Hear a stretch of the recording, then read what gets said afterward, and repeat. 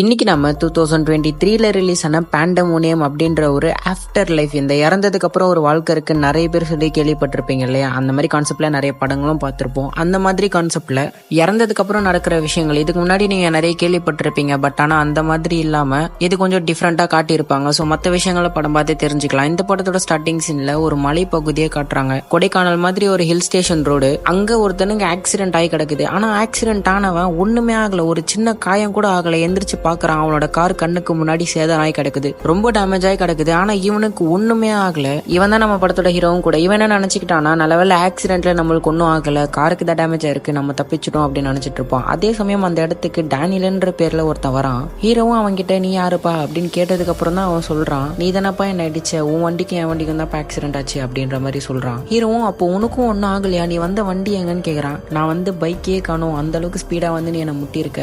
அது மட்டும் இல்லாம எனக்கு ஆக்சிடென்ட் ஆன வரைக்கும் தான் ஞாபகம் இருக்கு, அதுக்கப்புறம் என்ன நடந்துச்சுன்றது எனக்கு சுத்தமா ஞாபகம் இல்ல, உனக்கு ஏதாச்சும் ஞாபகம் இருக்கா அப்படின்னு நம்ம ஹீரோவை பார்த்து கேட்கறான். ஹீரோ அதுக்கப்புறமா தான் யோசிச்சு பாக்குறான், இவன் எப்போ அந்த காரை விட்டு வெளியில வந்தான், இவனுக்கு என்ன நடந்துச்சு எதுவுமே ஞாபகம் இல்ல, வெறும் அந்த கார் ஆக்சிடென்ட் ஆன வரைக்கும் மட்டும்தான் இவனுக்குமே ஞாபகம் இருக்கு. அந்த டேனியலுங்கிறவனும் நம்ம ரெண்டு பேரும் எப்பயோ இறந்து போயிட்டோம், நம்ம ஆவியா தான் இந்த இடத்துல நின்று பேசிட்டு இருக்கோம், அப்பனா அந்த ஆஃப்டர் லைஃப்ன்ற கட்டுக்கதையில உண்மைதானோ அப்படின்ட்டு அவன் பேசிட்டு இருப்பான். ஆனா நம்ம ஹீரோ இதெல்லாம் ஏத்துக்க ரெடியா இல்ல. ஹீரோக்கு ஆக்சிடென்ட் ஆச்சு இல்லையா, அந்த காருக்குள்ள போய் பாக்குறான். அந்த காருக்குள்ள போய் பார்த்தா ஆமாங்க, உண்மையாவே இவனுக்கு ஆக்சிடென்ட் ஆகி எப்பயோ இறந்து போயிட்டான். தன்னோட பாடியை தானே பார்த்ததும் ஒரு செகண்ட் பயந்து போறான். அதை அவன் ஏத்துக்கவே ரெடியா இல்ல, தான் இறந்து போயிட்டோம் அப்படின்றத. அது மட்டும் இல்லாம டேனியலை பார்த்து, நான் இப்ப இறந்து போயிட்டேன்னா என்னோட ஃப்ரெண்ட்ஸ் என்னோட பசங்களுக்கு எல்லாம் யார் பதில் சொல்லுவா, என் பசங்களை யார் பார்த்துப்பா அப்படின்ட்டு கேட்கறான். அதுக்கு டேனியலும் ஆமா, எனக்குமே என் குடும்பம் என் பொண்டாட்டி எல்லாம் நினைச்சா கவலையா தான் இருக்கு அப்படின்ட்டு சொல்றான். அப்போதான் டேனியல் நம்ம ஹீரோ அவனோட பொண்டாட்டியை பத்தி பேசாத விஷயத்த நோட் பண்றான். ஆனா அவன் அதை பெருசா எடுத்துக்கல. ஹீரோ அவனோட இறந்து போன பாடியை காரை விட்டு வெளியில எடுத்துட்டு வந்து போட்டிருப்பான். அது இப்ப நடு ரோட்ல கிடக்கும். அதே சமயம் அந்த பக்கத்துல இருந்து ஒரு கார் வருது. காரும் கரெக்டா இவங்க முன்னாடி நிக்குது. ஹீரோ ஓடி போயிட்டு அந்த கார் ஓட்டிட்டு வந்த ஆள் கிட்ட போயிட்டு ஹெல்ப் கேட்பான். ஆனா அந்த ஆளுக்கு நம்ம ஹீரோ இருக்கிறதே தெரியல. ஹீரோ கண்ணு முன்னாடி தான் நீ ஹெல்ப் கேட்டுட்டு இருப்பான். ஆனா அந்த ஆளுக்கு இவன் இருக்கிறதே தெரியல. ஹீரோட இறந்து போன டெட் பாடி நடு ரோட்ல கிடக்குது இல்லையா, அதை பார்த்துட்டு ஏதாச்சும் ஹெல்ப் பண்ணுவான், ஆம்புலன்ஸுக்கு கால் பண்ணுவான்னு பார்த்தா அந்த இறந்து போன பாடியில இருக்கிற பர்ஸ் பணம் எல்லாத்தையுமே எடுத்துட்டு அவன் பாட்டுக்கு போயிடுறான். பாவி. இதுக்கப்புறமா தான் ஹீரோ தான் இறந்துட்டோன்ற விஷயத்தையே கொஞ்சம் கொஞ்சமா நம்ப ஆரம்பிக்கிறான். அதுக்கப்புறமா ஹீரோ நான் இறந்துட்டேன்னு சொன்னா, அப்போ நான் பண்ண பாவங்களுக்கெல்லாம் இப்ப எனக்கு தண்டனை கிடைக்க போதா அப்படின்னு நினைச்சு ஒரு பக்கம் வருத்தப்பட்டு இருப்பான். டேனியல் அவங்க கிட்ட வந்து நீ என்ன பாவம் செஞ்சேன்னு கேட்கும் போதுதான் நம்ம ஹீரோ சொல்றான், என் பொண்டாட்டியை நானே கொண்டுட்டேன், ஆனா நான் அதை வேணும்னு செய்யல. என் பொண்டாட்டி ரொம்ப நாளாவே ஒரு நோயால பாதிக்கப்பட்டு இருந்தா, ரொம்ப கஷ்டப்பட்டுட்டு இருந்தா, அதனால அவளை அந்த வழியில இருந்து விடுதலை கொடுக்கறதுக்காக தான் நான் அவளை கொன்னேன், இது ஒரு கருணை கொலை அப்படின்ட்டு சொல்றான். அதுக்கப்புறமா தான் டேனியலுக்கும் இவன் ஏன் ஃபர்ஸ்ட் இவனோட பொண்டாட்டியை பத்தி பேசல, ஃப்ரெண்ட்ஸை பத்தி அவனோட பசங்களை பத்தியே பேசியிருப்பான்ல, அதுக்கான கிளாரிட்டி இப்பதான் கிடைக்குது அவனுக்கு. இவங்க இப்படி பேசிட்டு இருக்கும்போது டேனியலுக்கு மட்டும் ஏதோ ஒரு இனிமையான இசை கேக்குது. அந்த இசை கேட்கிற சத்தத்தை நோக்கி இவனும் நடந்து போறான். பின்னாடியே நம்ம ஹீரோவும் ஃபாலோ பண்ணிட்டு தான் போறான். அந்த இசை கேட்கிற இடத்துக்கு வந்து பார்த்தா சுத்தி பனிமூட்டமா இருக்கிற ஒரு இடத்துல ஒரே ஒரு டோர் மட்டும் இருக்கு. இவங்க மேலேயே இப்ப பனி பொழிய ஆரம்பிக்குது. ஆனா இந்த மியூசிக் சவுண்ட் எதுவுமே நம்ம ஹீரோக்கு கேட்கல. ஆனா அவனுக்குமே அங்க ஒரு டோர் இருக்கிறது கண்ணுக்கு தெரியுது ஹீரோக்கும். இவங்க அந்த டோரை பார்த்துட்டு இருக்க அதே சமயம் இவங்க ரெண்டு பேருக்கு பின்னாடியில இருந்தும் நிறைய பேர் கதற சத்தம் கேக்குது. இவங்களும் திரும்பி பார்த்தா ஒரு சிகப்பு கலர் டோர். இவங்க ஃபர்ஸ்ட் பார்த்தது ஒரு ஒயிட் கலர் டோர். இப்போ இவங்க திரும்பி பார்க்கறது ஒரு சிகப்பு கலர் டோரை பாக்குறாங்க. அதுக்கப்புறமா தான் இவங்க ஃபர்ஸ்ட் பார்த்த அந்த வெள்ளை கலர் கதவு தான் சொர்க்கத்துக்கு போற வழின்னும், இப்போ இவங்க பாக்குற அந்த சிகப்பு கலர் கதவு நரகத்துக்கு போற வழின்னும் புரிஞ்சுக்கிறாங்க. அந்த நரகத்தோட வாசல்ல இருந்து நிறைய பேர் கத்துற சத்தம்லாம் கேட்கும் இல்லையா, அது நம்ம ஹீரோக்கு மட்டும் தான் கேட்கும், டேனியலுக்கு கேட்காது. அதனால இவங்க ரெண்டு பேரும் இப்ப என்ன நினைச்சுக்கிறாங்கன்னா, டேனியல் தான் வந்துட்டு சொர்க்கத்துக்கு போகணும், நம்ம ஹீரோ நரகத்துக்கு போகணும். ஏன்னா நம்ம ஹீரோக்கு தானே அந்த ஹெல்லோட வாய்ஸ் கேட்டுச்சு, டேனியலுக்கு தானே அந்த ஹெவனோட வாய்ஸ் கேட்டுச்சு. அதனால அப்படி முடிவுக்கு வராங்க.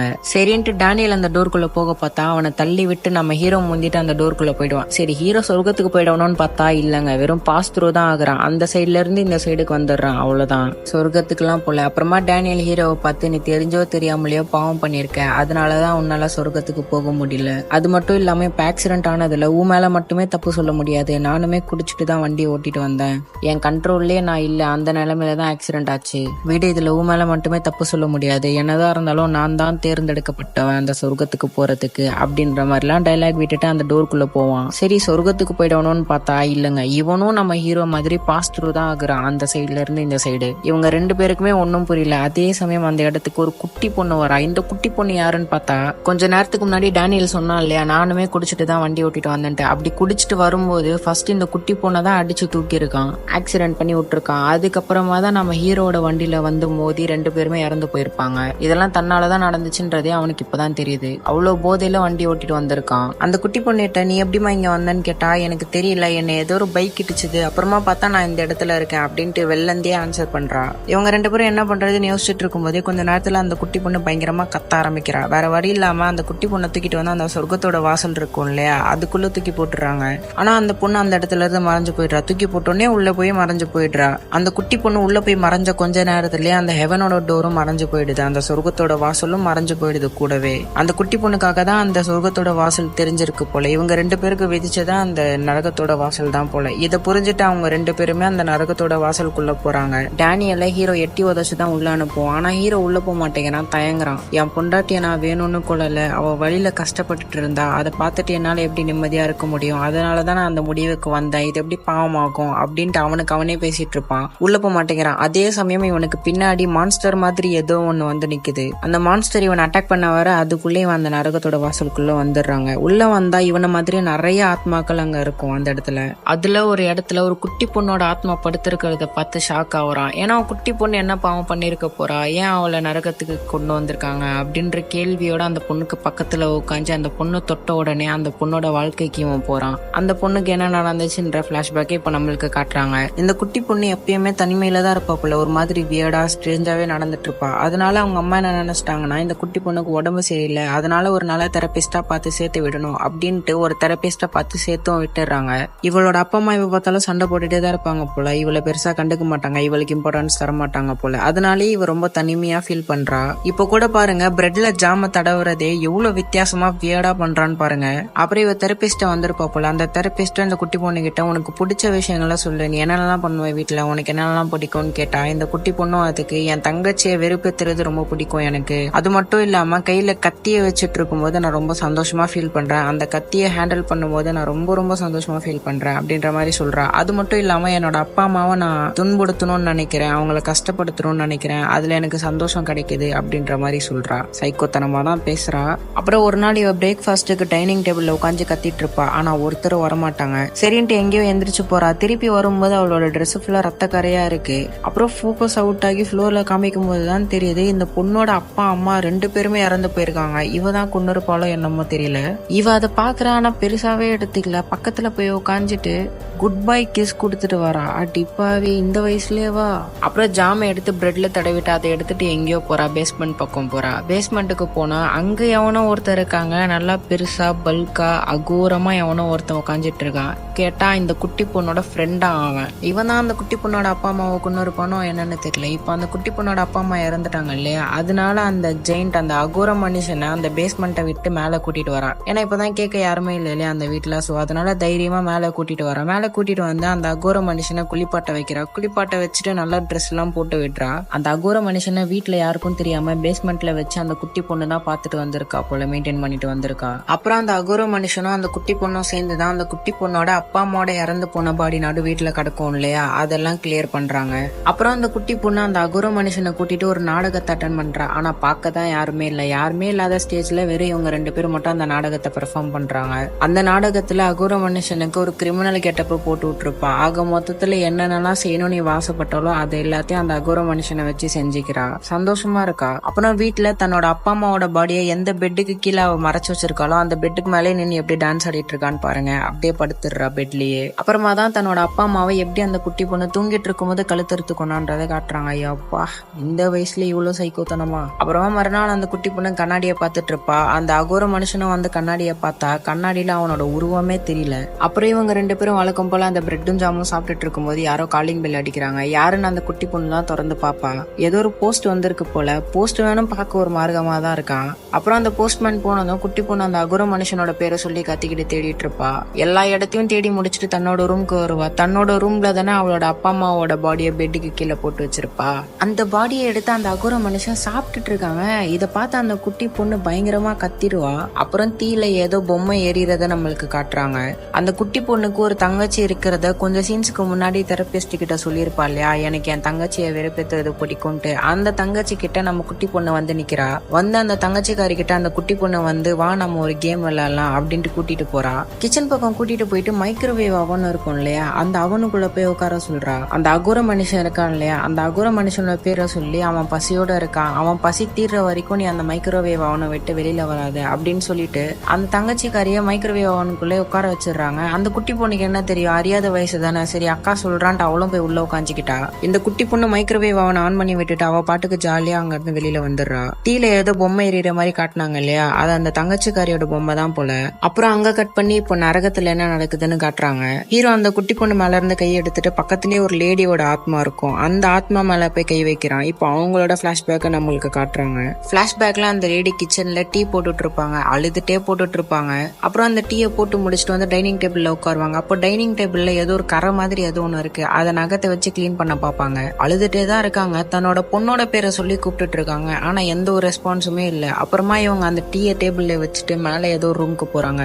அந்த ரூமோட பாத்ரூமுக்கு போனா பாத்ரூம்லயே உங்க பொண்ணோட இறந்து போன பாடி கிடக்குது. இவங்களும் அந்த பாடியை பாத் டப்ல இருந்து எடுத்து அந்த பாடியை கிளீன் பண்ணி ட்ரெஸ் எல்லாம் போட்டு விட்டு ஒரு சேர்ல உட்கார வச்சிருக்காங்க. பக்கத்துலயே இவங்களும் உட்காந்துட்டு, ஒண்ணும் இல்லம்மா, ஒண்ணும் இல்ல, உனக்கு இந்த ஊர் பிடிக்கலையா, நம்ம காலி பண்ணிட்டு போயிடலாம், வேற ஊருக்கு போயிடலாமா, உனக்கு கண்டிப்பா பிடிக்கும், நம்ம இப்போ வெக்கேஷனுக்கு தான் போறோம், வெக்கேஷன் போயிட்டு வேற ஊருக்கு போயிடலாமா அப்படின்ட்டு பேசிட்டு இருக்காங்க. இப்போ இன்னொரு பிளாஷ்பேக்ல அந்த பொண்ணுக்கு என்ன நடந்துச்சுன்றத காட்டுறாங்க. ஒரு நாள் இவ பாத்ரூம்ல குளிச்சுட்டு இருக்கும்போது அந்த லேடியும் வந்து எல்லாமா மாதிரி சீக்கிரமா கிளம்பி, இன்னும் என்ன பண்ணிட்டு இருக்க, உனக்கு லேட் ஆகலையா ஸ்கூலுக்கு அப்படின்ற மாதிரி சொல்லிட்டு போயிடுறாங்க. அந்த பொண்ணு ட்ரெஸ் எல்லாம் மாட்டிட்டு ஸ்கூலுக்கு ரெடியா வந்து நிப்பா. அம்மா முன்னாடியே வந்து நின்னு, அம்மா எனக்கு இந்த ஸ்கூல் போக சுத்தமா பிடிக்கல, நம்ம வேற ஊருக்கு போயிடலாம், வேற ஸ்கூலுக்கு போயிடலாம், என்ன அந்த ஸ்கூல்ல ரொம்ப டீஸ் பண்றாங்க, ரொம்ப அபியூஸ் பண்றாங்க, எனக்கு சுத்தமா பிடிக்கலன்னு சொன்னா அதெல்லாம் அந்த லேடி காதுல வாங்காம, அதெல்லாம் ஒண்ணும் இல்லம்மா, கொஞ்ச நாள்ல சரியாயிடும், உனக்கு ஃப்ரெண்ட்ஸ் சேர்ற வரைக்கும் தான் இதெல்லாம், அப்புறமா எல்லாம் நார்மலா ஜாலியா இருக்கும் அப்படின்ற மாதிரி சொல்லி அனுப்பிச்சிடுறாங்க. அப்புறம் இறந்து போன அந்த பாடி எடுத்துட்டு வந்து வீல் சேர்ல உட்கார வச்சுட்டு, அம்மா கறி வாமா வெக்கேஷன் கிளம்பலாமா, எல்லாம் ரெடியா அப்படின்னு பேசி முடிச்சுட்டு கிளம்புற சமயமா பார்த்து யாரோ வந்து கதவை தட்டுறாங்க. இவங்களும் போய் கதவை திறந்தா முன்னாடி ஏதோ செவுரு இருக்கிற மாதிரி ஃபீல் ஆகும். அப்புறம் மைண்டை கொஞ்சம் ரிலாக்ஸ் பண்ணி பார்த்ததுக்கு அப்புறம் தான் பார்த்தா இவங்க நெய்பர் தான் வந்திருக்காங்க இந்த இடத்துக்கு. என்ன எங்கேயோ கிளம்பிட்டீங்க போல அப்படின்னு நெய்பர் கேட்டா, ஆமா நானும் என் பொண்ணு வெக்கேஷன் போறோம் அப்படின்ற மாதிரி சொல்றாங்க. ஆனா அவங்க பேசுற அந்த டோன்லயே ஏதோ தப்பா இருக்கிறத நெய்பரும் கண்டுபிடிச்சிடுறாங்க.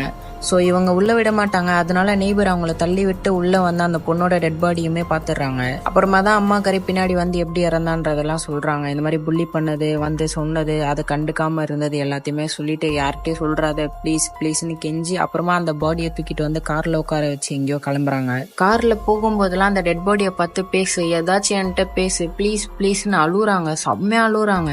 அப்புறம் ஒரு கட்டத்துல என்ன நினைச்சாங்கன்னு தெரியல, தான் பொண்ணு இறந்துட்டான்றத ரியலைஸ் பண்ணிட்டாங்களா என்னன்னு தெரியல, ஓட்டிட்டு வந்த ஸ்பீட்ல மானாவரியா எடுத்துட்டு போய் ஒரு மரத்துல முட்டுறாங்க. இவங்களுக்கும் அதுல காயம் ஏற்படும், ஆனா இவங்க சாகல இன்னும். அதுக்குள்ள ரெஸ்கியூ டீம் வந்து அந்த லேடியை காப்பாத்திட்டுறாங்க. தான் பொண்ணை விட்டு வரதுக்கு மனசு இல்லாத அவங்க ரொம்ப தவிச்சு போறாங்க. இப்போ அங்க கட் பண்ணி நரகத்துல மறுபடியும் என்ன நடக்குதுன்னு காட்டுறாங்க. இதுக்கப்புறமா எந்த ஒரு ஆத்மாவையும் தொட்டு பார்க்க விருப்பம் இல்லாம அப்படியே உட்காந்துட்டு இருப்பான். அதே சமயம் எனக்கு பின்னாடி இந்த நரகத்தை வழி நடத்துற ஒரு ஆள் வராரு. அவரு வந்து நீ செஞ்ச பாவங்களுக்கு நான் தான் உனக்கு தண்டனை கொடுக்க போறேன் அப்படின்ற மாதிரி சொல்ல, அதுக்கு ஹீரோவும் இல்ல நான் வேணும்ட்டே பண்ணல, என் பொண்டாட்டி ரொம்ப வழியில கஷ்டப்பட்டுட்டு இருந்தா, அந்த வழிக்கான தீர்வை தான் நான் கொடுத்தேன், நான் எதையும் வேணும்ட்டே பண்ணல, இப்போ நான் என் தப்ப உணர்ந்துட்டேன், எனக்கு தண்டனை எல்லாம் வேணாம், என்னை மன்னிச்சிருங்க அப்படின்னு கேட்டாலும் அந்த நரகத்தை வழி நடத்துறவர் ஒத்துக்க மாட்டாரு. இல்ல என்னதான் இருந்தாலும் உனக்கு ஒரு உயிரை எடுக்க உரிமை கிடையாது, நீ அந்த தப்ப பண்ணிருக்க கூடாது, அந்த தப்புக்கான தண்டனை உனக்கு கண்டிப்பா கிடைக்கும்ட்டு அவனை எங்கேயோ கூட்டிட்டு போறாரு. ஹீரோவை மொத்தமா சிகப்பா இருக்கிற ஒரு ரூமுக்கு கூட்டிட்டு வராரு. அங்கேயும் நிறைய ஆத்மாக்கள் எல்லாம் படுத்துட்டு இருக்கும்.